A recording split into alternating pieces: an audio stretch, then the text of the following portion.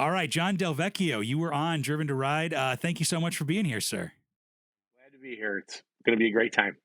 Yeah, I'm really excited. I actually thought of you yesterday. I got out for the first ride of the season yesterday, and there's this long sweeping corner, and I just thought, kiss the mirror, Awesome. and it was helpful. It was great. So I appreciate your kind of method of thinking of riding motorcycles, and with that, let's just start from the beginning. What maybe do people most know you for? What do you, in your words, what's your claim to fame? Well, my claim to fame, if you will, is I wrote the book Cornering Confidence, and it's Hmm. available on Amazon. I do say that that's my claim to fame because I'm known for many different things to many different people. I've been Sure. an MSF trainer. I ride with my riding buddies. I'm a high school teacher. I do a lot of different things, but as far as motorcycling goes, I would say that writing the book Cornering Confidence, the book you might be referring to, Kiss the Mirror, not a term I invented, but I just said no one's using this and they really should because it does really tell you what you have to do. So I looked up before we got on the air here today. I went to Amazon to check my total sales for the book, and I Okay. was I was I was surprised, not really surprised. I kind of knew where I was at, but 4,652 books sold. Wow. And, it doesn't sound like a lot, but write a book and then see if you can sell 4,600 copies, But I really didn't do it to make money or for a claim on your podcast. Sure. This was the natural evolution of my efforts with motorcycle coaching that produced this book. And Yeah.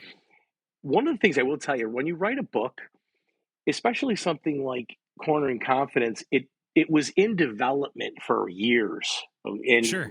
draft after draft. But then just one day in late 2017, early 2018, I was like, I got this stroke of just inspiration, Uh-huh. to sit down and write this thing and make this book happen. And I don't know if I could do it again. It's really Really? it's it's kind of like capturing lightning in a bottle. It's just you. Can you say something better than you said it? So I'm working on a part two. Okay. I stand behind everything in the book. I really do.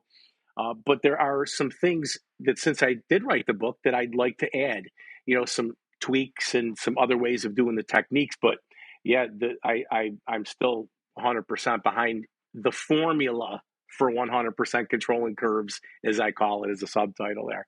Yeah. Yeah. Well, it's funny because I've been riding for a while, and even like, I want to say about a decade ago, I saw or got a link to your book on Reddit or something like that on the motorcycle subreddit. Hmm. And I was like, okay, this is cool. And I put it on my Amazon like stuff to buy list, and it's been there for uh, longer than I'd care to admit, embarrassingly so.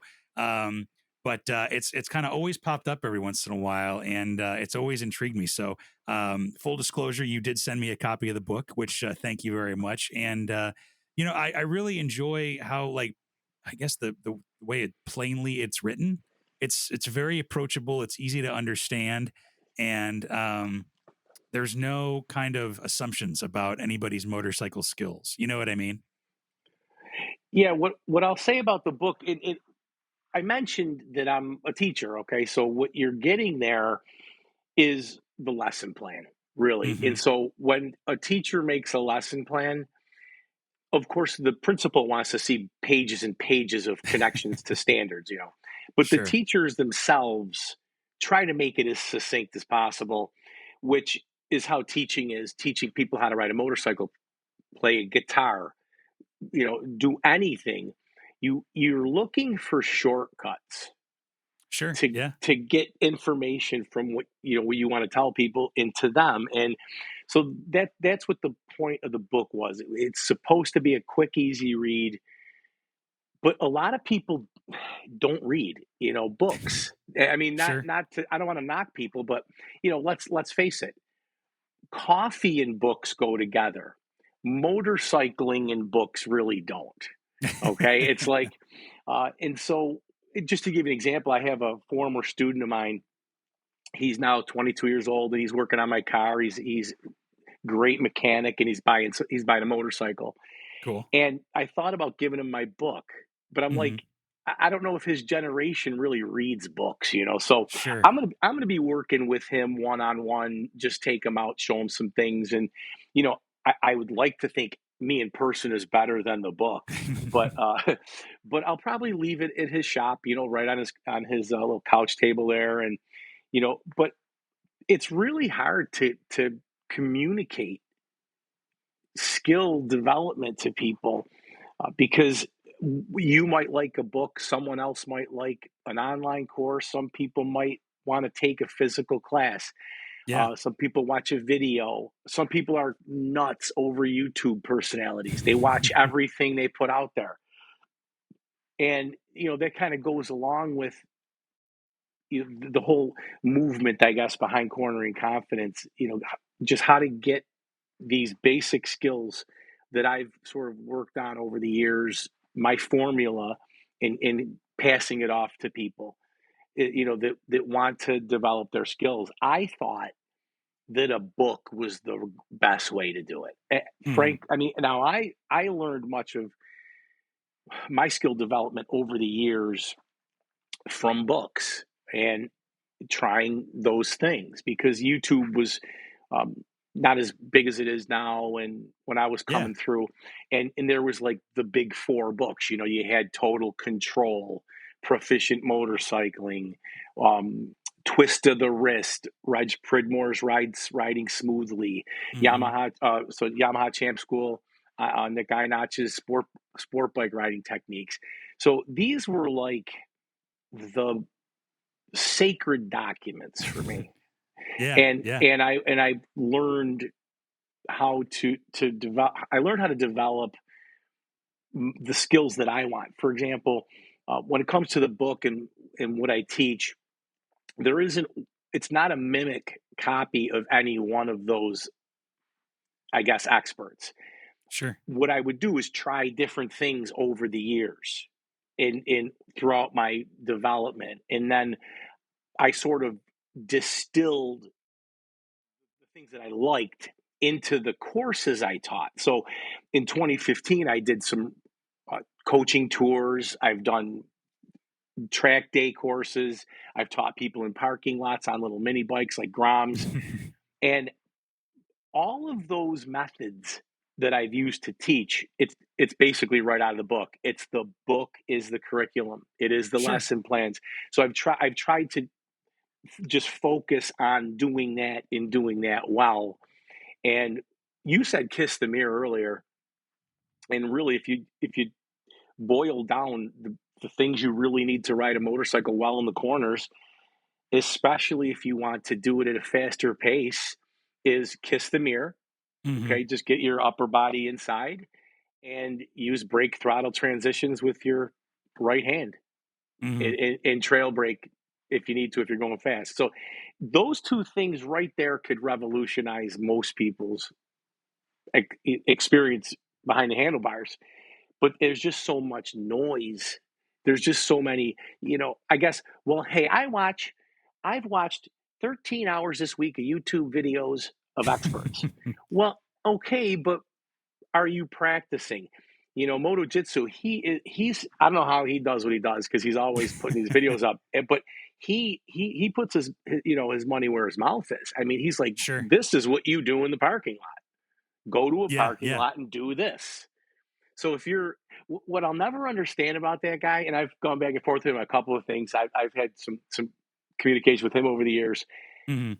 I don't know how he gets an empty parking lot in San Diego Oh, to geez. Yeah. film his videos. Yeah. I can't get an empty post office parking lot here. And this guy's where these gorgeous beaches are, and he has all these open parking lots. I've really never asked him how he does that, Yeah. Yeah. but he really is a good guy too. And you know, if you I've never ridden personally with him, but I know he rides with a lot of his students. Just let's go. Mhm. But Yeah. so that's that is where you're going to make those connections with the person. It's like I don't want to say my book's not really going to help you, because I really do think the book will help. Mhm. But sometimes people read the book, and I do a course with them, and I'm asking them to do the brake to throttle transitions, okay?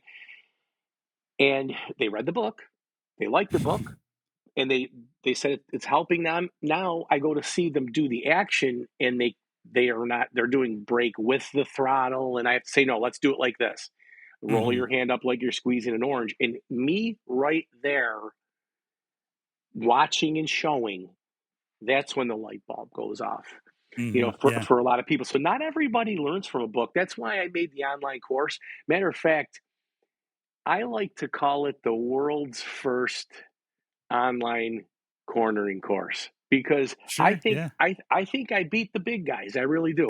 Um, it was before COVID. I just remember I was doing the coaching tours, and I was, they can be problematic, okay, because you're taking people on public roads and this and that. And I didn't want to really do parking lot training. It was before I thought of the mini bike stuff Mhm. in the parking lot, that I was calling a trail breaking camp. And I'm like, I'm just going to take a break from teaching people in live instruction. So my goal was to put together this online course, and it would it would be a companion to the book. And Sure. so Yeah. I did just that. It was, I think, 2019, fall of 2019, or I had this thing available to people. It could have been spring in 2019. And I was just like, okay, this is going to really make a difference. People are going to, buy this, and they don't want to read a book, but maybe they'll do the course. Yeah. And of course, since then, the pros like Champ School and a lot of other people have put one out there. I can't confirm I was the world's first, but I did try to look for one when I put mine out. And it's one of those things where I'm not a producer like you.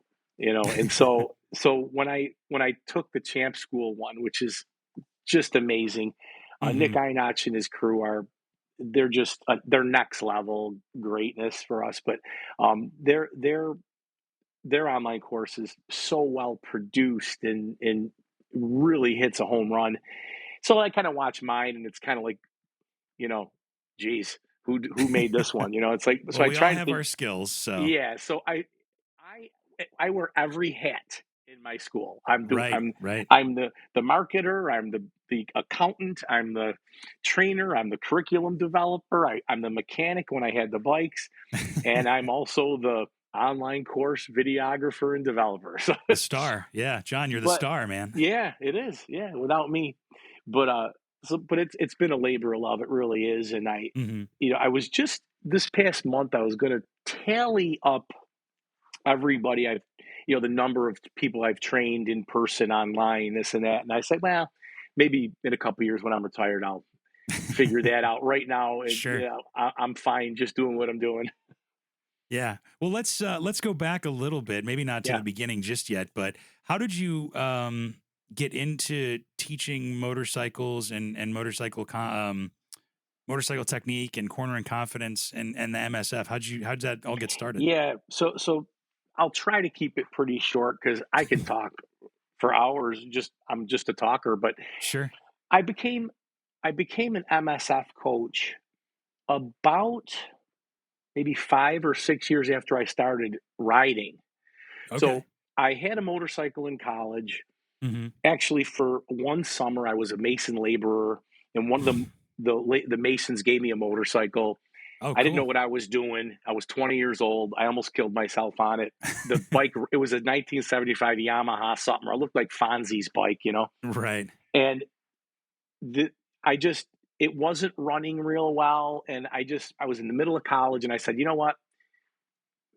I'll sell this. I give it back to the guy. That's what I did. I gave it back to him, and I said, someday I'll get a bike. And then life just kind of happened.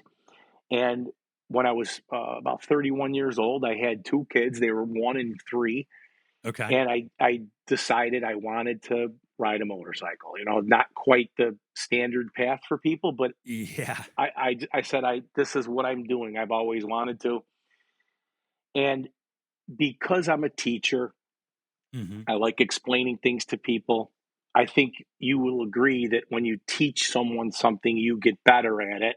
Oh, 100%. And so my goal at the time, I actually had a mentor.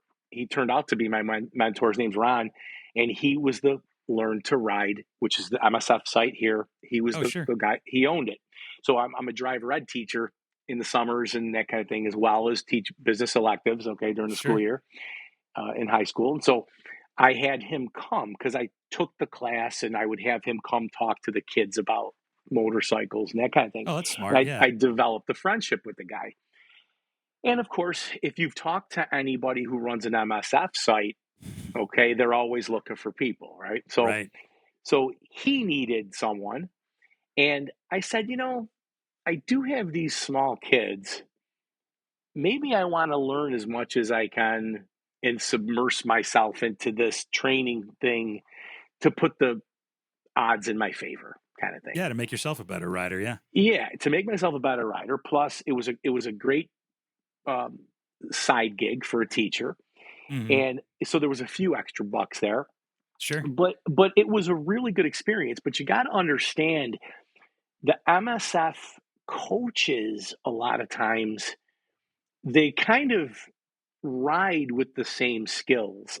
Unfortunately, they're using basic skills when they ride because that's what they know. As a matter of fact, I taught in Salt Lake City, Utah. I went to a BMW rally to do training, and I had an MSF coach come, and I was teaching a little bit about trail braking and how we're going to be braking in the curve a little bit, Hmm. and he was just kind of like, he wanted to throw water on me, see if I was a vampire, because I'm like just with holy water or whatever. It's like because he's like that's blasphemy. It's Right. like That's too much too fast. Yeah. You're you're going to gonna get get people people hurt. Yeah. hurt, and oh my god, if not too many people have told me this, but I have gotten you're gonna get people hurt from people. Mhm. But so but usually it's because they haven't really thought about what I'm saying. Okay, now um so a lot parallel to me teaching MSF classes, I was reading those books, right? Yeah. I was I got off of a cruiser. My first motorcycle was a Suzuki Savage 650, Yeah. and the single there. Yep. And I got off of that after about 4 years. Around the time before I became actually that bike was gone. I had a V-Strom when I started being a coach, and I just wanted. I started to look at what's beyond these gates in the parking lot, and Yeah, for sure. what techniques are out there. And so in parallel, I was thinking, well, we're not supposed to teach outside the cards. Okay, so like the instructor cards, you stick Oh, to the sure. curriculum, and Hmm. that's Hmm. 100% the way it has to be. Yeah. But I got to a point where after 10 years, I thought, let me see if I got tired of kind of this is the clutch. You know what I mean? It's like building a card house every Saturday, and it's rewarding, but you're building the same card house. I was going to say, you're doing the same thing every weekend for 10 years. I mean, I have to imagine you probably want some professional development of your own to try to do something Yeah, different, to try to teach something different, especially right, coming from being like a professional educator, you know? right. And so what I decided to do was start off on my own, and I developed two curriculums. I developed I because there's the two biggest problems I realized were traffic. Okay, Hmm. so and then corners. So when it comes to traffic, it's that left turning vehicle, right? That's the biggest thing. So there are techniques that I've discovered beyond the MSF that can help you in traffic. We won't get into Hmm. those now, but there's a list of things that you could do better in traffic with, and then cornering. So those are like the two courses I thought of building on my own. Excuse me. So after I developed these two courses, I realized, you know what? The MSF is tough to beat for situational awareness and how to read traffic. I can't. Hmm. I'm not going to compete with that because I would even tell someone, don't take my class if you haven't done theirs because 99% of what it really takes in traffic, they're going to teach you. Yeah. the And they've got mental a great strategies. foundation and Yeah, everything of you somebody can't who's beat it. never, Now, ridden two wheels. So, exactly. So where they kind of have a little bit of a gap is their cornering, right? So mhm. you're never really getting above second or third gear in a corner, um, and things change once you leave the parking lot.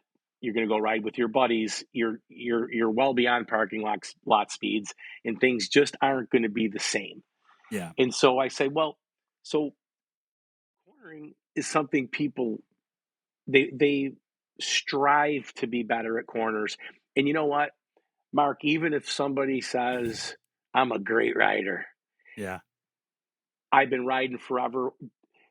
We've had people say, "Yeah, people say that they can't keep up with me," this type of stuff. But you know what? Those people get pucker moments. Those people, a lot of times, they're a little bit scared. Sure. Nobody wants to admit that they're nervous in a corner. It's like, no, I love corners. What, you I think was I gonna don't love say, corners? yeah, I most of love us them. actually actively seek out corners. Yeah, but the point is, they can be just awful if Mm, you have a misstep.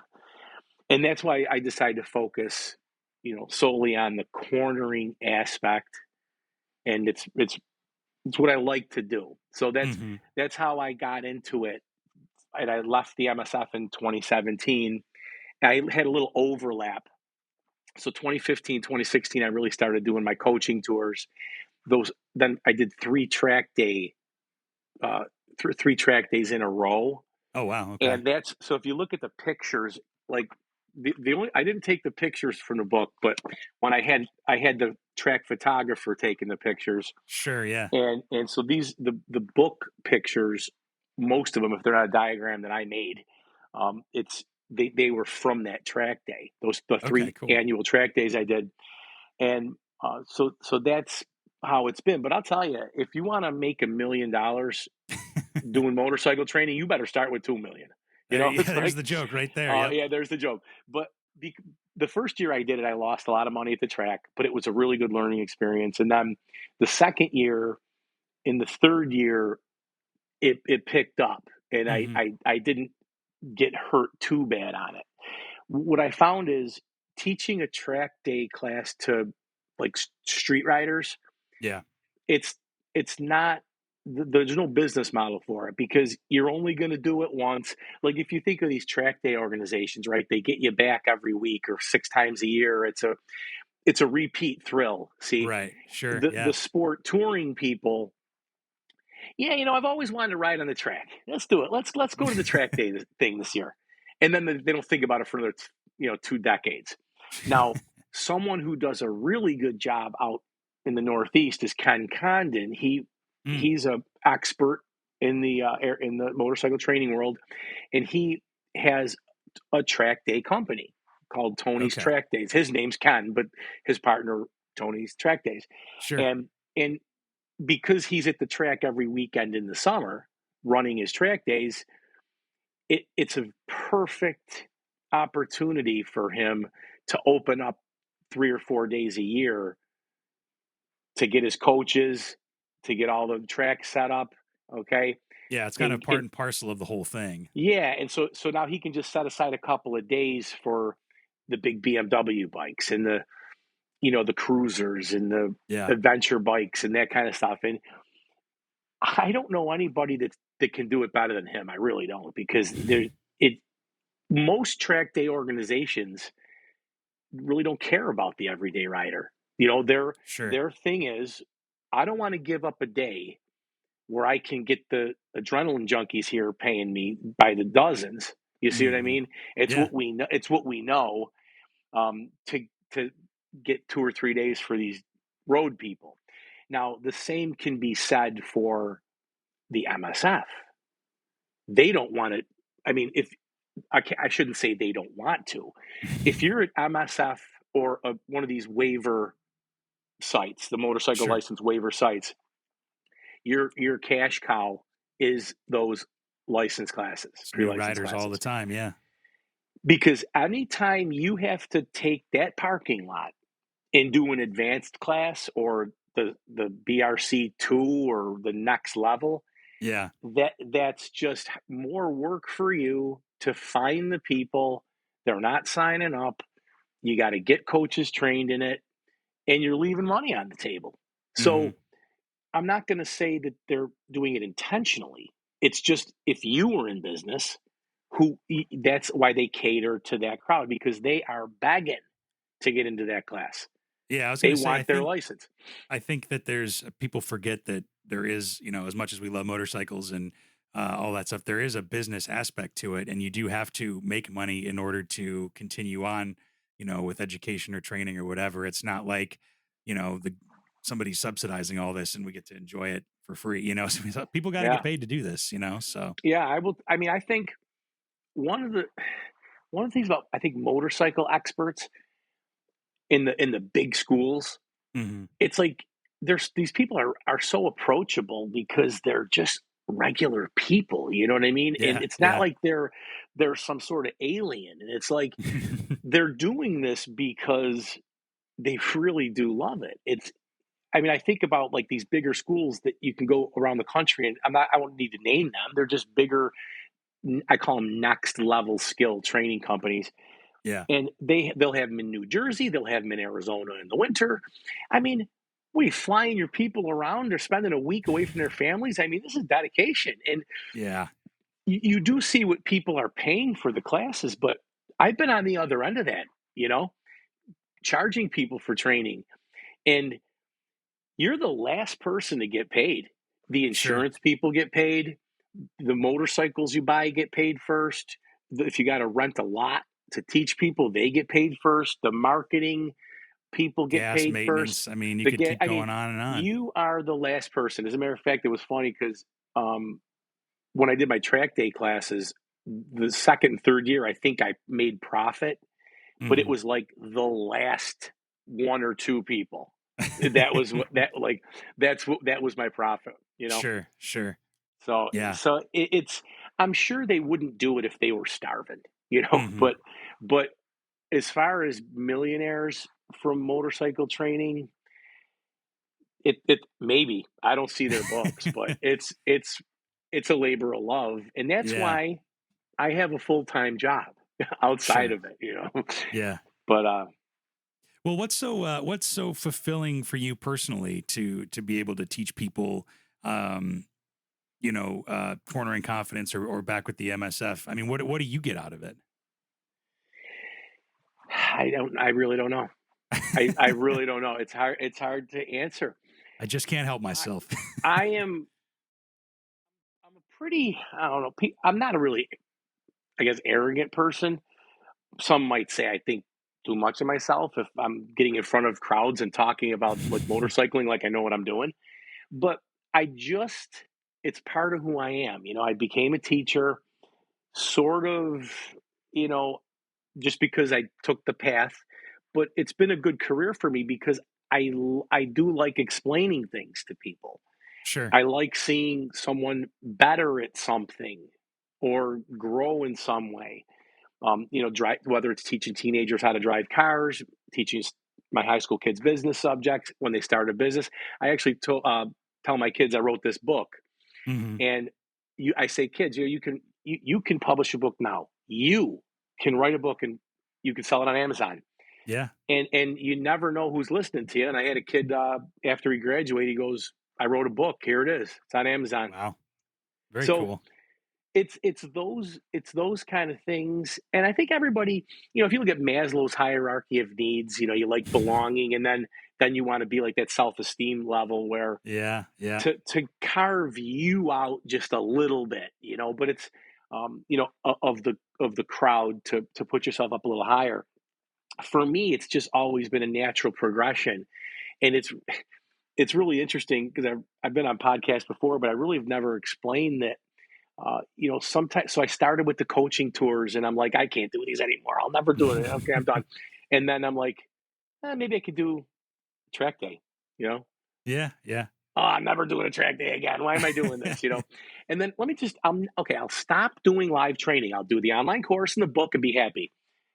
Well, then I took American Super Camp, which is like dirt bike training, which anybody listening should just do it. It's Okay. an absolute ball, and it's a value for the money. You're basically doing the what do they call it when you're sliding around the dirt?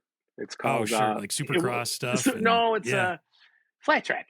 Oh, Flat track. flat track. Yeah. So Yeah. Yeah. they Yeah. Yeah. basically teach you flat track left and right, and it's the flat track is so fun. It's on these little tiny bikes. It's on these Hmm. 175 cc Yamahas. Jeez. Yeah. So you got Yeah. these big people like I'm 5'8". You got people like 6'2" on these things. But you can throw them around, and you can what I realized was you can learn, how to do a technique on a smaller bike because you're not overwhelmed. And then Hmm. so I said, you know what?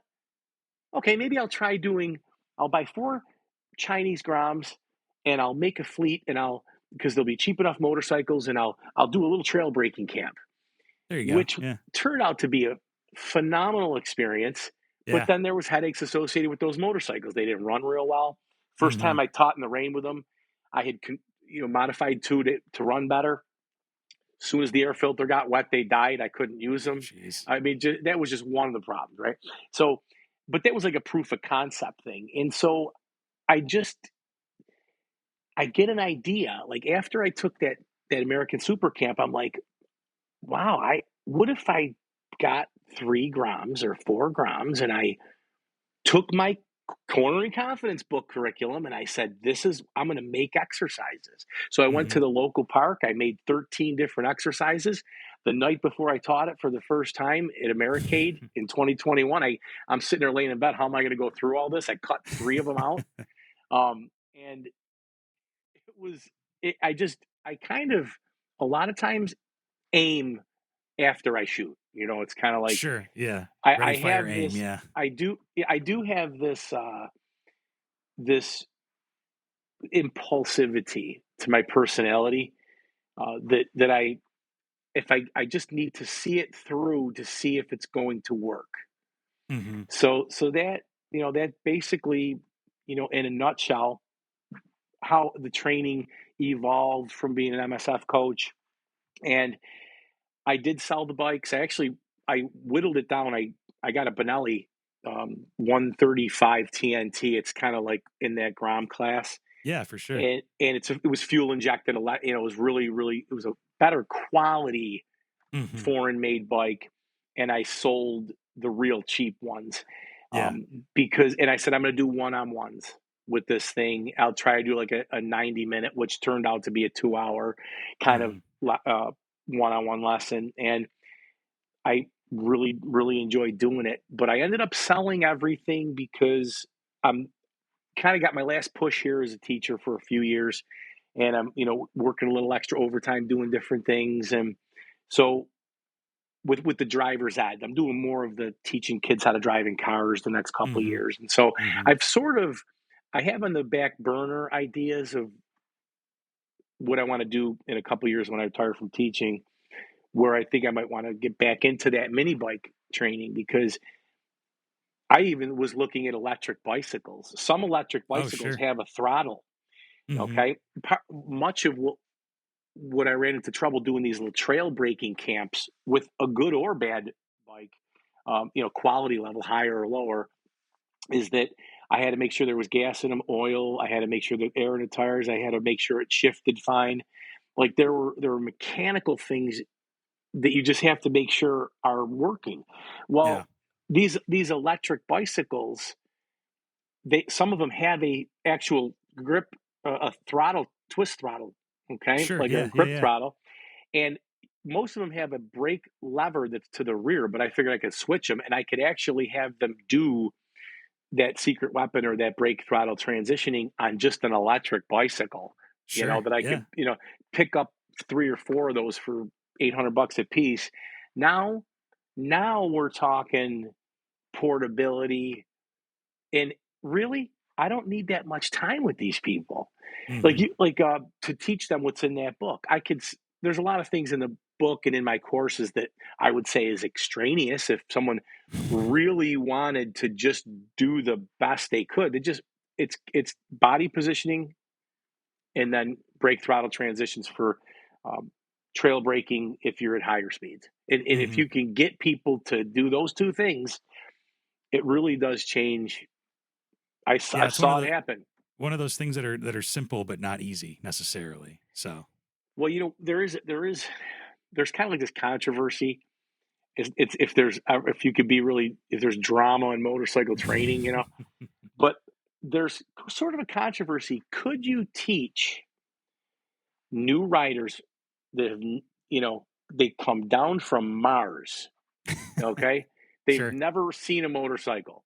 Yeah. Okay, they're in a MSF class, basic rider class, basic skills. Could you teach them the brake to throttle transition? Okay, putting your first two fingers on, any fingers, but your first two fingers on the brake lever and rolling up the throttle and Hmm. squeezing on the brake, rolling out, letting out the brake, rolling on the throttle. Could you teach that right from the beginning? And then Yeah. people always have it. And I think over the years, I've thought maybe it's just too much for them. But Yeah. then Too much too again, fast. they have to unlearn. I just it's such a I don't know. It's the only way to ride, in my mind. You know what I mean? Yeah. It's like Yeah. now people say, whatever works for you. Okay, whatever works for you, do that. But why? Why someone wouldn't want to have that precise speed control with that brake throttle transition? It's just instant. It Right. goes, control of your speed. If And from it's your brain, instinctual after you it kind of train does. your brain. Yeah. Exactly. It is instinctual, not extinctual. I think that's not that would be the opposite. But I think everybody's talking about trail braking now. It's everywhere. It is everywhere. Yeah, you're right. It's literally everywhere. But I think people do more talking about it. I think people explain it a little better, but I just don't think they're putting the pieces together in the numbers that we really want to see that happen. So I'm just a small school that offers limited training in a book that's not really reaching mass market. So I'm kind of in the trail, be dust of trail behind Nick Einach and the other guys that are pushing trail break. There's a guy, Canyon Chasers. Have you seen Okay. him? Yeah. I've heard of him. Yeah. Yeah, this guy is amazing, and he's a professional motorcycle trainer. I'm not sure if he does anything else, but his videos are just awesome. Hmm. And he is now a trainer for Champ School. He's a certified Oh no way. Okay. Yeah. Champ School. Yeah, so which means he has access to using their training materials, and he is such a good representative for them. So he's really ringing the bell on trail braking, and Nick Einach is ringing the bell. As far as other notable names, they might talk a little bit about it here and there, but it's not like the centerpiece. And that's what I like to say about cornering confidence and what I teach people. It's everything. It's the whole Sure. kit and caboodle. It's Yeah. the one thing I want you to leave your time with me doing. Yeah. So in back in the day, it used to be, well, trail braking, don't worry about that. Okay, it's for racers, and I don't want to explain it to you because it would just take too long. When really there's nothing to really explain. It's just you're going to Hmm. do this technique, and I mean you do have to explain it because you don't want people using their brakes improperly in a turn. Yeah, I think it just comes down really to space and like having Yeah, because you kind of need a long sweeping curve to really give people time and experience, and you need to be doing that curve probably over and over and over again, or right. find like a bunch of curves. And again, you're on like a public road, which is going to be a challenge for anybody. Right. So, So yeah, I started the public road thing was just I did it for about 3 years. It's really stressful, sure, because because you're on public roads, then you really can't get much insurance for your school for it. Nobody wants to, I mean, if you have a parking lot school, the insurance is I'm going to say it's dirt cheap. It's really not a lot of money It has to because be by comparison. Yeah. people generally don't get hurt in these classes. I mean, it's Hmm. pretty rare that someone gets hurt in these MSF classes because there's just a lot of safety nets for them. Hmm. But excuse me. But on the road, there's just you can't control the same stuff. Right. Well, you talked a little bit about, you mentioned it quickly a little while ago that, you've seen people like the techniques or the theories click in their heads and be able to change their riding technique, kind of in front of your own eyes. What's maybe one of the biggest compliments that you've gotten from a student, over your kind of, motorcycle coaching career? I'm really sorry about that cough there, but That's okay. anyway, yeah, but when I talk, so the thing about compliments, and it's interesting, is a rider coach Hmm. and any trainer or teacher, you're going to have people that say, "Man, you changed my life." You are the best teacher on the planet. Sure. And then you have people, usually in lower numbers that say, "You don't know what you're talking about." Oh, really? Yeah, well, I don't believe you. I had people Yikes. preview my book and Yeah. say that my diagrams are going to get people hurt, and I would never ever do what you're doing, and you're saying it wrong, and so, but Weird. the so you're going to get so whenever someone pats you on the back Yeah. and gives you a compliment, that's sort of that one on one. But I'll tell you what the best compliment that I ever have. It's really two compliments. Um, there was my first. I told you that first trail breaking camp. I bought the four Chinese Groms, and Sure. I went to Americade.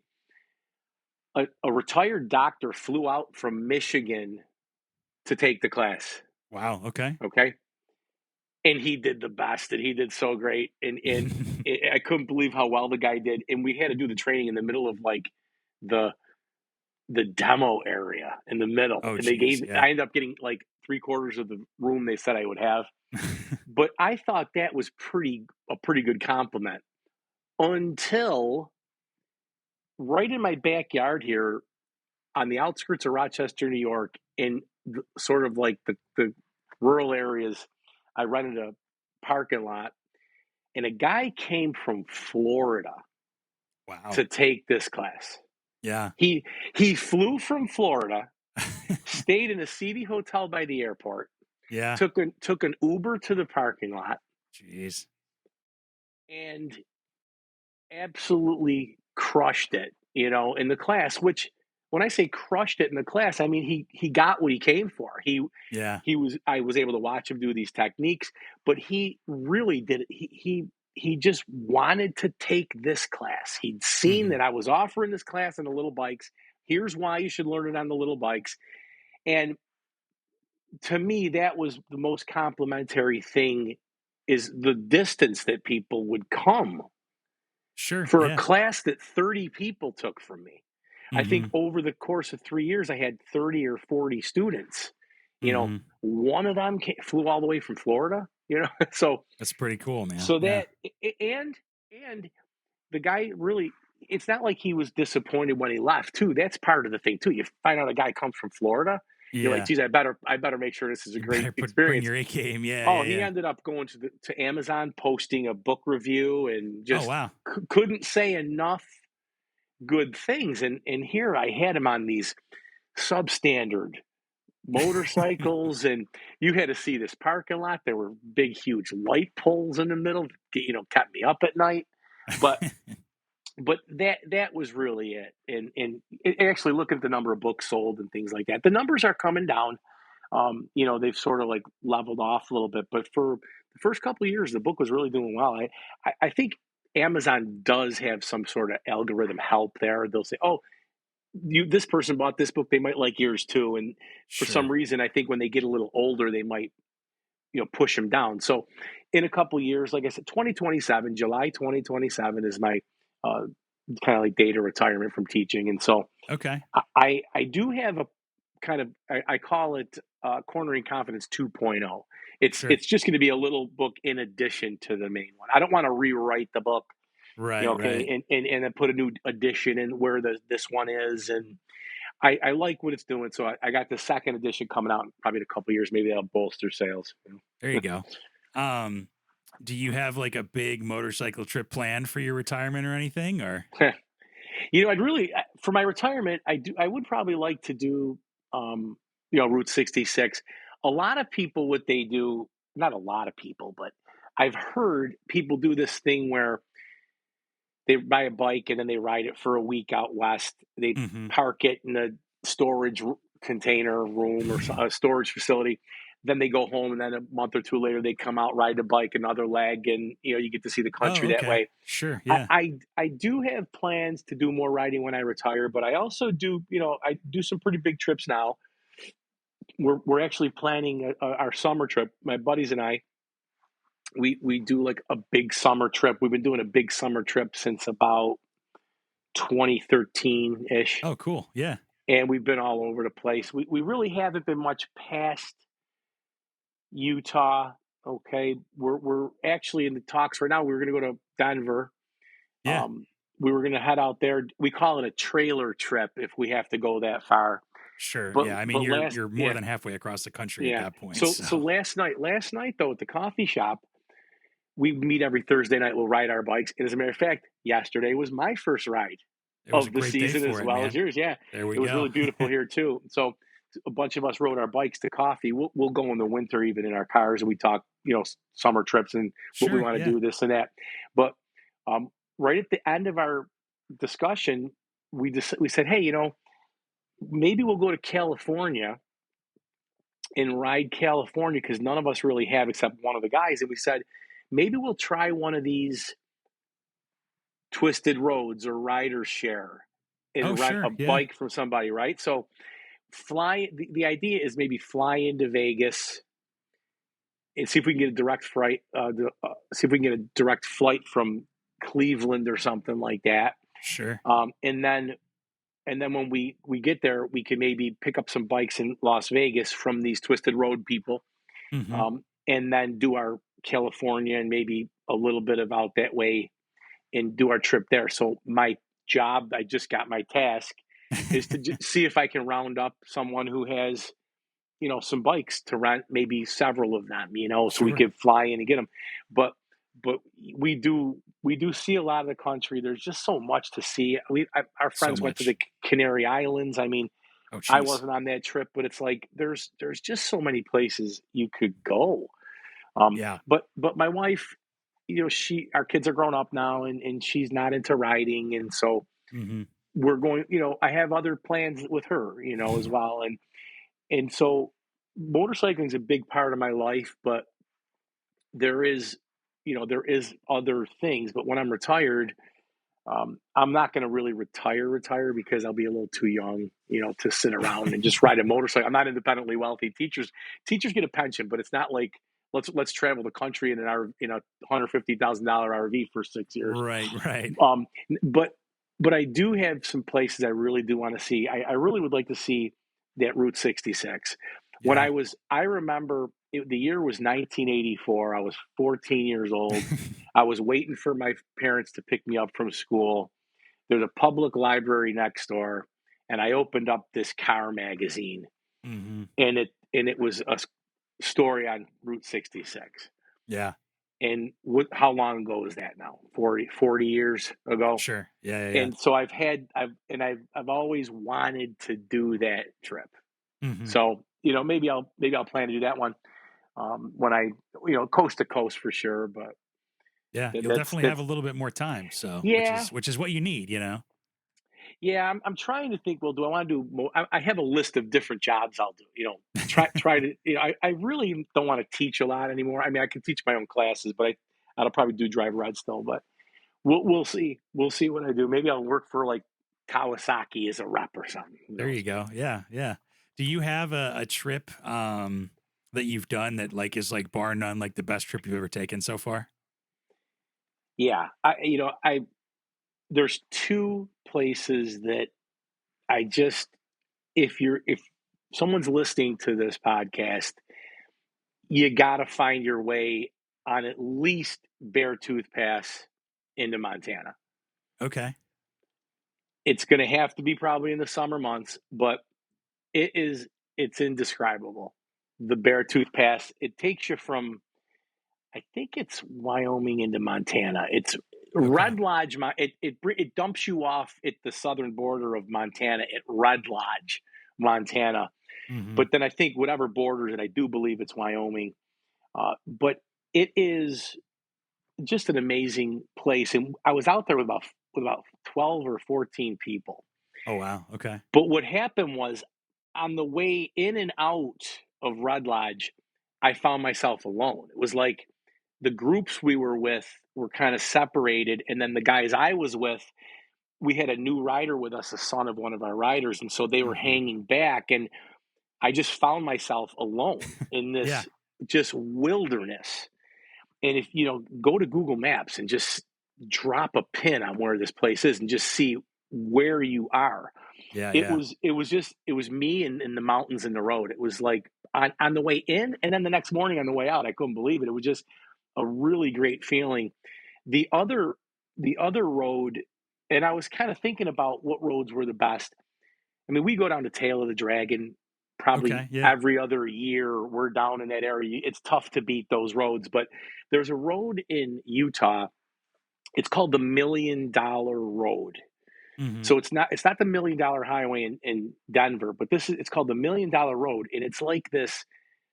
If you've never ridden in Utah, it's like riding on the moon. Yeah. Yeah. It's It's another world crazy. out there. It's so it's indescribable. Well, now take this road that's elevated along like a ridge line Hmm. throughout that. Sure. I mean, I was scared for a little while because you're on the road and then there's drop offs like on each side for a good portion and it's twisty, and I just loved that road. And so there, I guess those are probably, the trips or the roads that have been the best. But like I said, I have a group of buddies, and if I moved, from where I live now to a different city, Yeah. I don't think I could put together as tight a group as we are. We're there's it's kind of I started this meetup group in 2009, and we've had people come and go, but the guys in the Sure. group, it's like let's say there's like 14 of us that are regulars. Well, maybe 12 of us can make this summer trip, or six are going to go on this weekend overnight, or whatever. Hmm. But it's like when we're together, we just are in sync. Everything we just do everything the same, and they're just great guys. And so that, I guess, the best trip I've ever taken is probably the next one with my pals. You know what I mean? Yeah. Oh, for sure. Yeah. I And mean, that's what part of what motorcycling is really all about, is just being able to hang out with friends. And yeah, somebody said, I think it was Brady McLean from Go Fast, Don't Die. If yeah, I you're remember that. familiar, he I heard said that one. motorcycling is one of those things that you can do together but separately, where Yeah, it's like you have your own experience when you're out on the road, but then when you go stop or whatever, stop for coffee or for yeah. food, or when you're done for the day, you guys can all talk about your kind of shared independent experience. And I don't think anybody could have put it better than that. No, that's it is. It's kind of like you can have the best of both worlds. If you want Yeah. like to be by yourself, you can be by yourself, and then if you want to be with others, you can. One other thing I will tell you about, maybe 6, 7 years ago, we all got communicators. We use Senna, Oh, but sure. Yeah. we've thought of going with Cardo or whatever. But it's been at least 6 or 7 years. And before that, it's kind of like you see something and then you're eating lunch and you got to kind of remember, hey, do you guys remember this Right. thing? And Yeah. and those were stories from the road. And that was a thing that brought you together.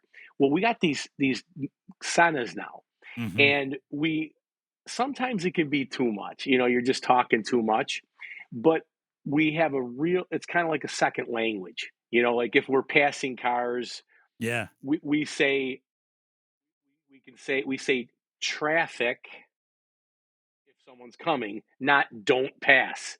Okay, because if they only hear the pass part. So Right. we have our, I think, clear in traffic. That's what they are. So we kind of have our own little language. Sure. Someone's always cracking a joke, and so your friend over there at Go Fast Don't Die, he might think that takes away from his aloneness time, you know. So Potentially. a lot of people might turn those off or they don't like them, but we find that we we it enriches the experience. If there's something in the road, you know, we can warn each other. And Yeah. um but you could turn it on, turn it off as much as you want. You know, a lot of times people will just bow out and not use it, but Hmm. we that to us has really added to the enjoyment, if you will. Yeah, it does change the game. And I mean, not to mention you can listen to music too, or not. Yeah, Having so the option, I think, is good no matter what. yeah, music is usually what I do if I'm commuting or like we call it the slab. So if Mm. we're Oh, sure. Yep. a lot of our trips, we'll do maybe a day or a half a day on the way, one way or the other on the slab, we call it. So we won't really be on the Sonic communicators. There we're listening to podcasts like yours, and you know we're listening to music and things like that, Sure. Yeah. as opposed to you know the um, talking constantly because Yeah. that can Yeah. be Yeah. too much. But other than that, we do like to have those communicators going. Yeah.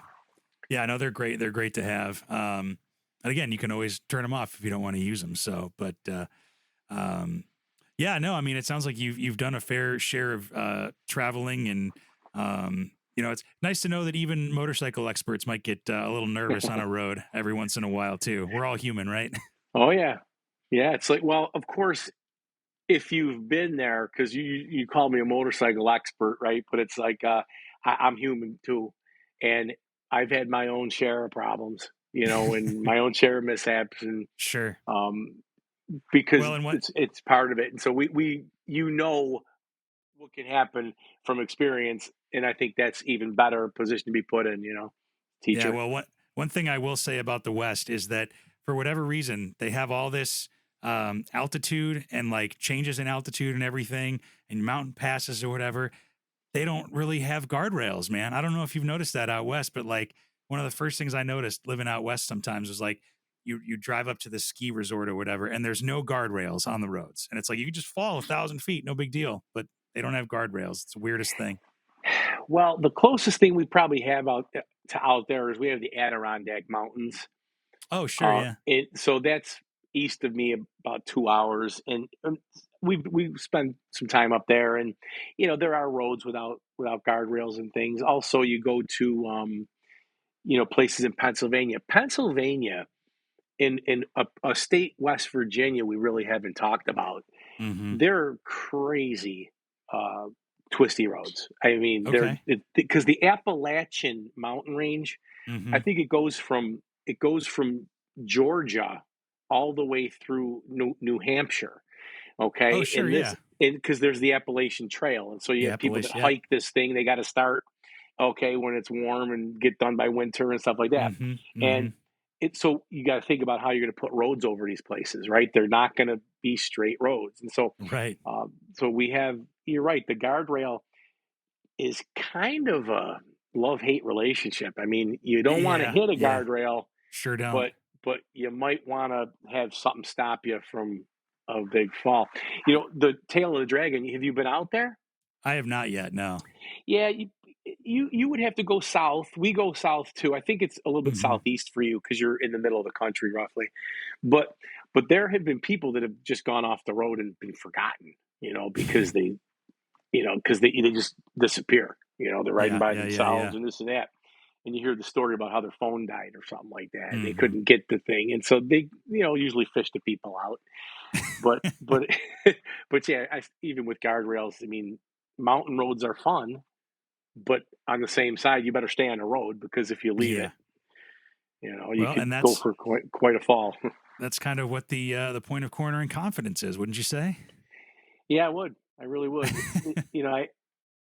I think that it's like riding a bike. If you learn the right skills, I, I can't tell you how much it's improved my enjoyment. The cornering confidence book content, the trail braking, the brake throttle transitions, the confidence I've gotten from it, and just the years of enjoyment from it.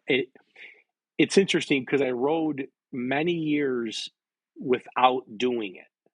Sure. Yeah. And I was riding on a lot of the same roads, and I just don't know how I made it as far as I did without this technique because, it's kind of like, someone finds God, it's like they have their life before and after God. You know what I mean? It's Sure. like, Yeah. um, to me, there's just before trail breaking my riding and then after Hmm. complete separate chapters.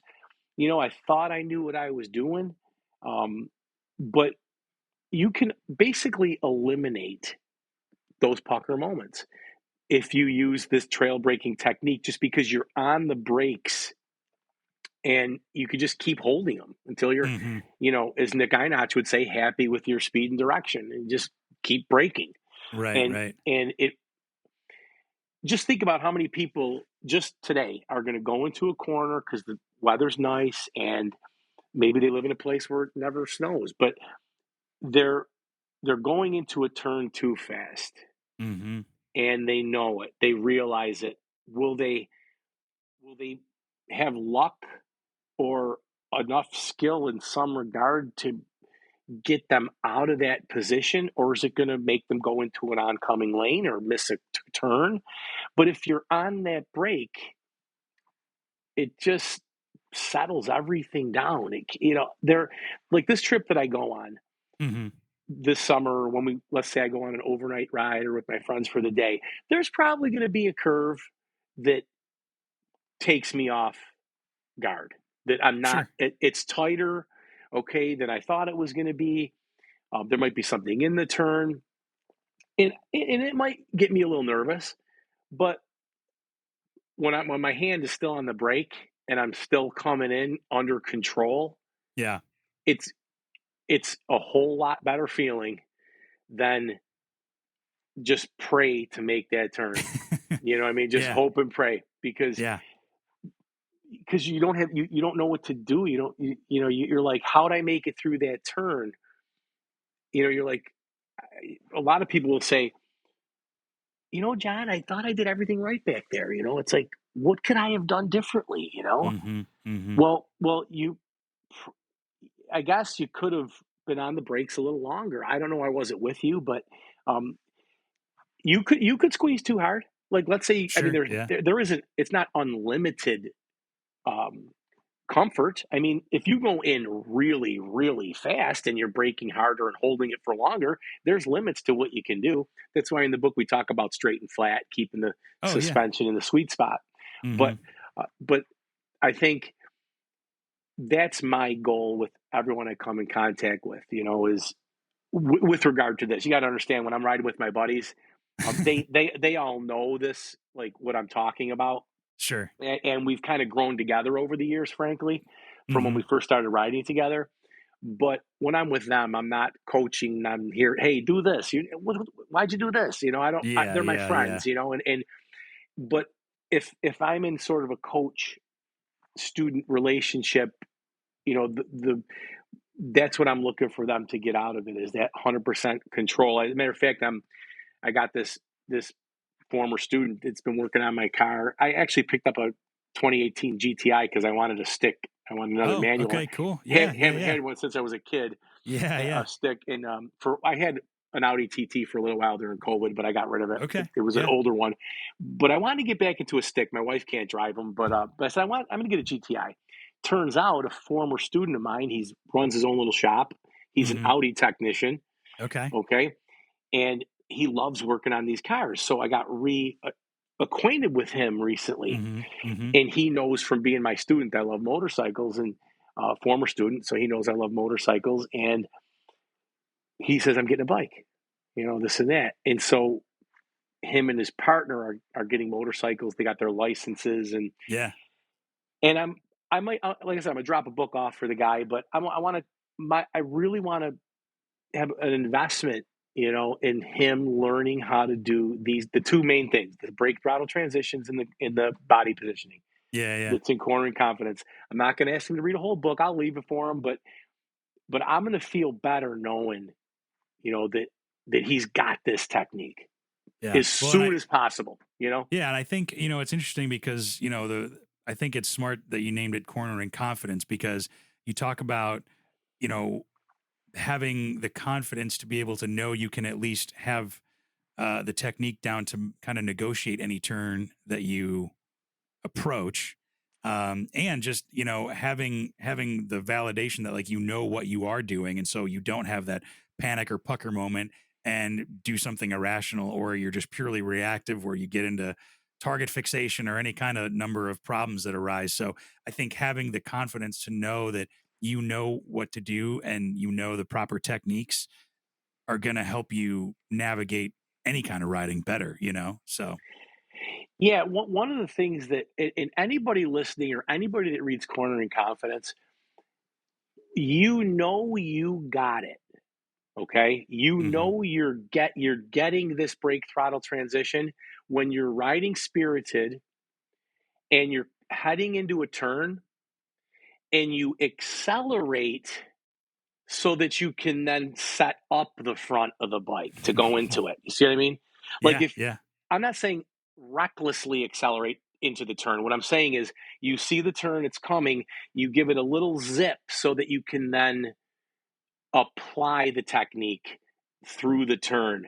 So you're not fearing that corner. Fear is not a really good thing. One of the things Nick Einach says is when you get nervous, go to the brakes. Um, which it's kind of like along the lines of that fear thing. It's like fear is a good motivator. you know Hmm. I would rather say, hey, look, you're going to just use that brake to go in confident and know you have as much or as little as you need, and it makes a huge difference. You can learn how to do the technique in a parking lot.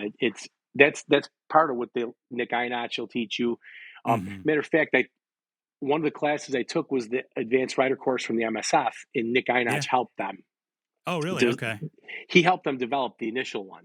And, Okay. I thought trail braking was using rear brake. And the coach said, oh, now this time try your front brake. And my brain collapsed and I missed the path of travel. I went kaplooey. I was a rider coach at the time, Yeah, yeah, so yeah. no one really connected the dots for me Mm, on what okay, trail yeah. braking was. It's not rear brake use only. However, carrying your rear brakes into the curve is trail braking, but it's not really advisable because you don't have the weight back there and that kind of stuff. So, Mhm. more spirited sport riding is probably going to be mostly just upfront Yeah. braking with the brake throttle transitions. But it's really great that we're having this conversation now because yesterday I got my bike out for the first time, and we're coming out of this winter, Yep. and we now have the season ahead of us, and I'm really looking forward to using those techniques in the book. I'm just really looking forward to it, and so Yeah. I guess it's my book, and I'll try to promote it. Say, hey, read the book. But at the end of the day, whatever works for people is what they should do. You know, Well, I think, yeah. I I mean, think I any told. kind of Go ahead. Yeah. continued education after you get your motorcycle license is important, because, like us that live, somewhere where it snows and where there is a season and everything, you got to shake the rust off a little bit for the first couple of weeks or whatever. Rather than when you've been riding for 3 to 6 months and you're kind of at the top of your game, but also just kind of, if not validation that you do know what you're doing and that you do have the skills. Like when I took the advanced rider course a couple years ago, I was like, okay, where do I stack up? You know what I mean? And Yeah.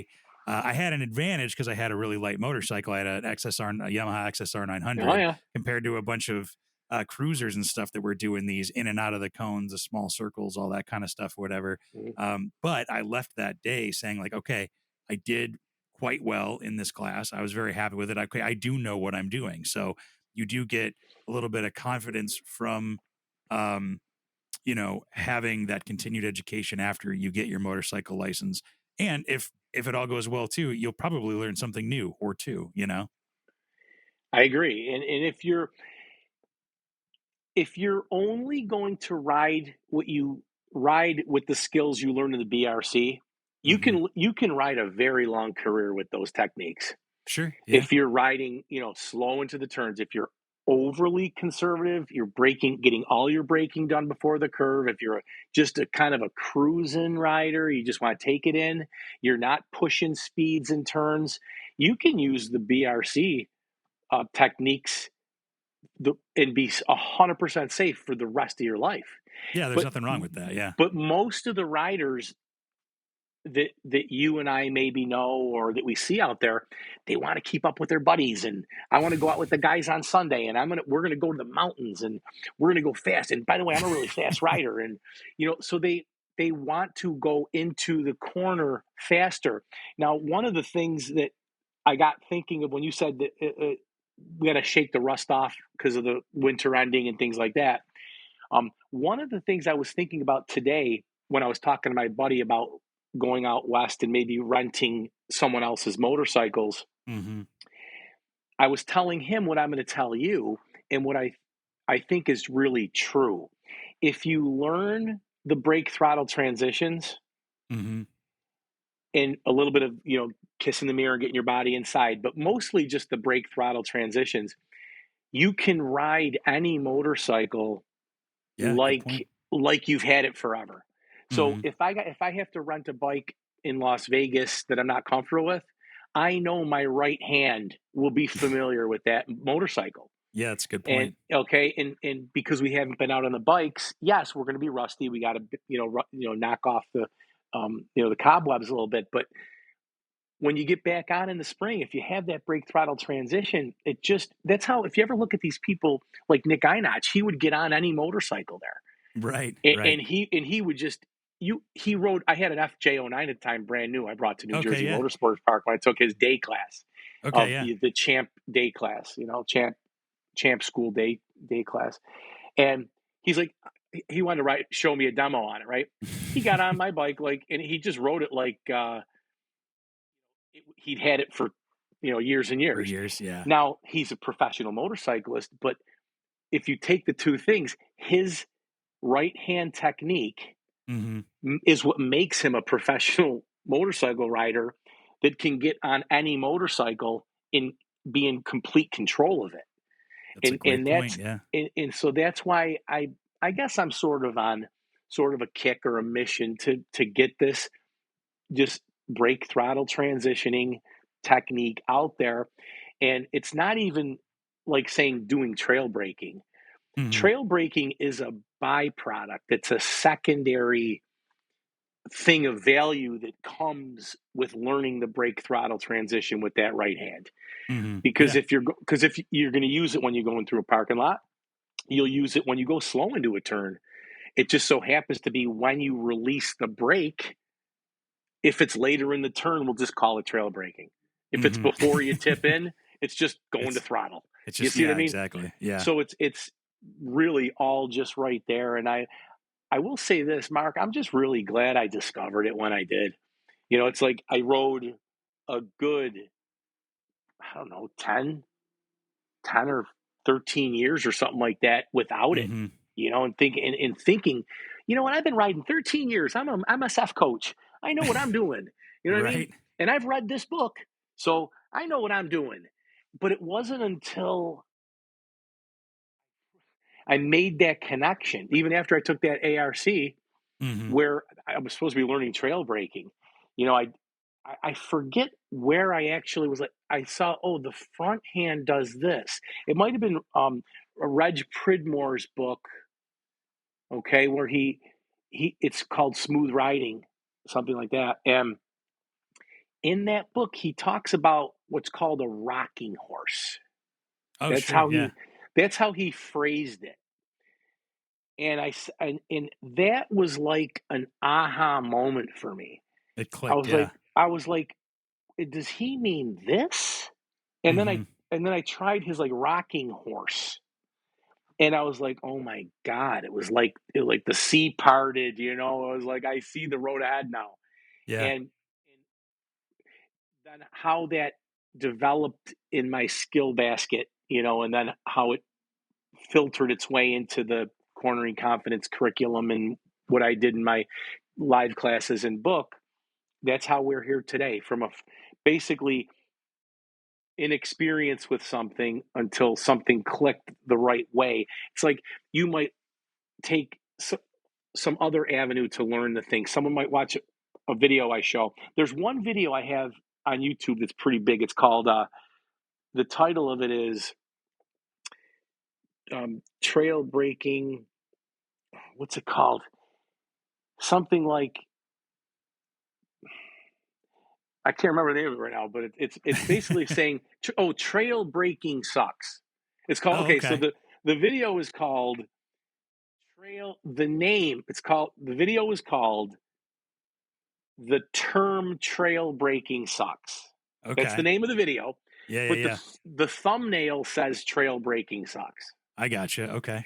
And for some reason, that got caught up in an algorithm at one point. Oh, I bet that went viral And for sure. so it's really what I decided to do for this one. I had a little Z125 mini bike Yeah. there, and I took a video of me on my iPad, put it in front of Mhm. my hand over the brake throttle transitions, and then had my iPhone recording what I was doing at those corners. I'm rolling on, I'm rolling off, I'm rolling on, I'm Yeah, yep, holding it, I'm yep. rolling off. But then I have some, like, I guess, explanations ahead of time. And that video is probably, I don't know, 6, 7 years old now. But that one really explains it. And so, what we're trying to get through to people here, but it's not an easy concept, but it is. It's really strange. It's not rocket science, but Yeah. It's not a lot of, simple, but it's not easy, maybe. Yeah, yeah. yeah. And then on top of it, one of the things my friend said too about renting these motorcycles, Mhm. you don't know what you're going to get, right? So, if someone doesn't have their brake really, their lever is not set up properly, that could be hard Or for yeah, me. it's not where you I want it Yeah, or I yeah. bought a GS over COVID, a 2014 GS. It's my main ride still right now. When I first got it, the from the factory out of the crate, they didn't set up the brake lever correctly, and it. I had to move the brake a half to an inch of travel before I was getting any Oh, response, geez. and Yeah, I'm yeah, like, yeah. I can't ride this motorcycle. Mhm, Because mhm. when you do start, you're looking for that initial bite. Yep. And Yeah. so sometimes the motorcycle's really not set up for it. But I do encourage anybody listening, you know, find some resource that works for you. My book is just one resource, but if you could really learn what it is, it makes such a huge difference in Yeah. your comfort, enjoyment, safety, and enjoyment Yeah. skyrockets with this Yeah. technique. Just Well, I think that's a perfect note to end on, John. So, Yeah. before we end, where can people find your book, your online course, everything? Tell us where we can find you. Corneringconfidence.com. That's Cool. that's the best way. You can reach me through a contact form. My phone number's there. Everything everything is there. I check my email all day long, and I really do hope people contact me. And I try to tell people, like you have my book. I Hmm. tell people I'm a coach for life. When I was teaching the coaching tours and the trail breaking camps and that kind of thing, I said, look, call me anytime. Let me help you through something. If you need a refresher, if you forgot something, that's why I'm here. Yeah. Because I want you to get this technique down. But boy, our motorcycles great. They're just the MSF Foundation, the MSF, the Motorcycle Safety Foundation. Yeah, the MSF has the best tagline. Hmm. The more you know, the better it gets. I don't think either of us could say it better than that. So, Yeah, yeah, well, John, yeah, thank you so much yeah, for being here. It's been a yeah. hell of a time, and I can't wait to talk to you again. Yeah, I look forward to that.